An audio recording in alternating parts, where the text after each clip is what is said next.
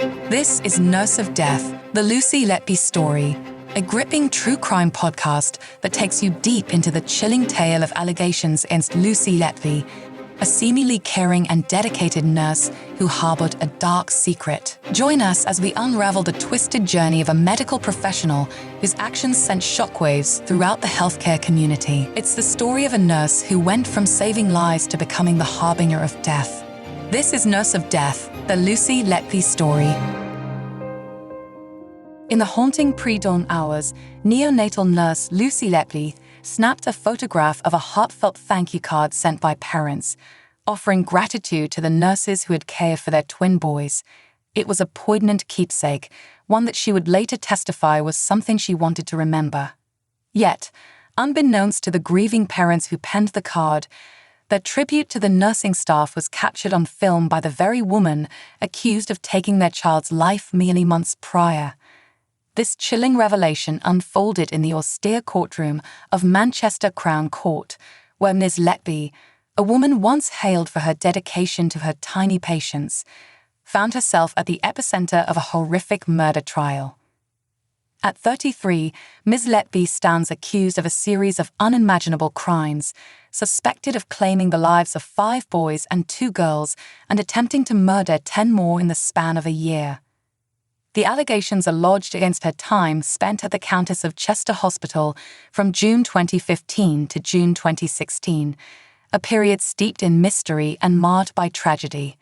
Despite the grim accusations, the once revered nurse maintains her innocence. The discovery of the photograph, found tucked away on Letby's mobile phone by diligent investigators following her arrest, paints a picture of eerie sentimentality. The prosecution argues it stands as a souvenir of her dark deeds, a claim bolstered by the 250 nursing shift handover sheets also recovered from her home. One of her alleged victims, referred to as Baby E, is believed to have met his untimely end in August 2015.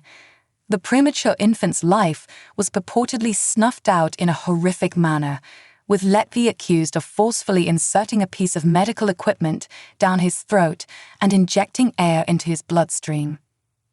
The court heard allegations that she attempted to murder Baby E's identical twin, Baby F, the next day. This time, her supposed weapon of choice was insulin.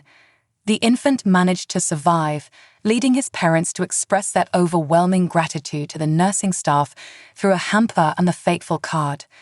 The card, pinned beside the nursing station, caught Letby's eye 8 days after its delivery, compelling her to capture its message during her 3:40 a.m. shift.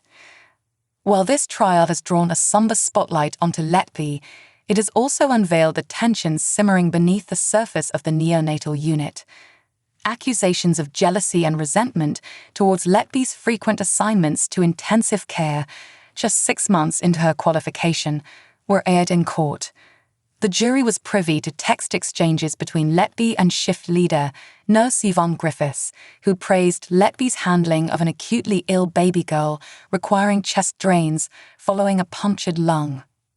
Yet, Letby's response revealed the sting of criticism from her colleagues, expressing her hurt over the negativity surrounding her role. She ardently defended her dedication to her job, insisting she always aimed to do her best for the infants and their families. These contentions were not just interpersonal.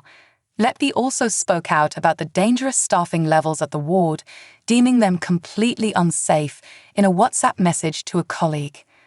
The court delved deeper into Letby's conduct, addressing an incident concerning Baby H in September 2015. Letby's lawyer, Ben Myers KC, cross-examined her about this particularly chaotic time at the hospital, where the unit was pushed beyond its capacity. She was questioned about her request for a colleague to assist her with Baby H, a query that led the prosecution to suggest it was a ploy to murder the infant. Letby refuted this grim assertion, explaining that she merely needed support from senior staff during an especially stressful period. The court heard that Baby 8 was in a critical condition, having been given surfactant to aid her struggling lungs 41 hours post-birth.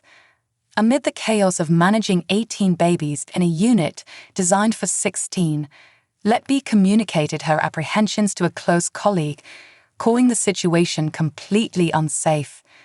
It was a tumultuous time, the busiest she had ever known since her career began in 2012, with the constant flux of shifts and mounting pressure taking a toll on the entire staff. In an exchange with another colleague, Sophie Ellis, Letby revealed the extent of the strain, describing a day characterized by an overflow of babies, emergency intubations, and critical blood sugar levels. She specifically asked for assistance with baby H, who had been fitted with 3 chest drains, a procedure that she was unfamiliar with and feared she might not handle alone. Despite her previous experience at Liverpool Women's Hospital, the presence of 3 drains was uncharted territory for her, as it was for the other nurses and even the doctors on the unit. They were all navigating unfamiliar waters, often resorting to research and group discussions to manage the unfamiliar devices. A moment of high tension came when baby A's condition worsened to the point that a pediatric consultant, John Gibbs, asked the parents if they wanted the baby baptized, indicating the severity of the situation. While another nurse began to arrange for the baptism, a disagreement ensued with Nurse Griffiths, who felt such arrangements need not be made in the middle of the night. Despite the strain, Letby was commended by Ms. Griffiths for maintaining her composure during this stressful situation and was praised for her growing confidence in her role. Yet, amidst the praise, there was a cloud of negativity that Letby had been grappling with. In her response to Griffiths, she acknowledged the negative comments about her role and expressed her disappointment. Despite the criticism, she remained committed to her role, emphasizing that she found her job a pleasure to do and hoped to do her best for the babies and their families.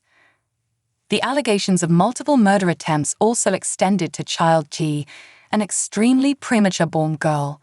The court heard that Letby was assigned to child G on the day shift of September 21, when 2 more attempts at her life allegedly took place.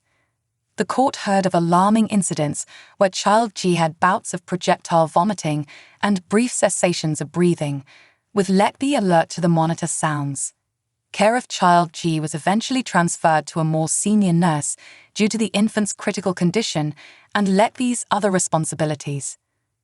A disturbing event unfolded later in the day when child G was left alone, unmonitored behind a screen after numerous attempts to insert a cannula. Discovering this, Letby was shocked to find the baby dusky, blue, and not breathing.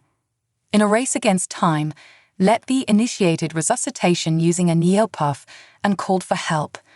When the designated nurse arrived and froze, Letby had to rely on another to assist her. The trial continues, painting a stark picture of a neonatal unit under strain, a nurse trying to navigate through the chaos, and a series of allegations that, if true, reveal a chilling pattern of deadly malfeasance cloaked in the guise of caregiving.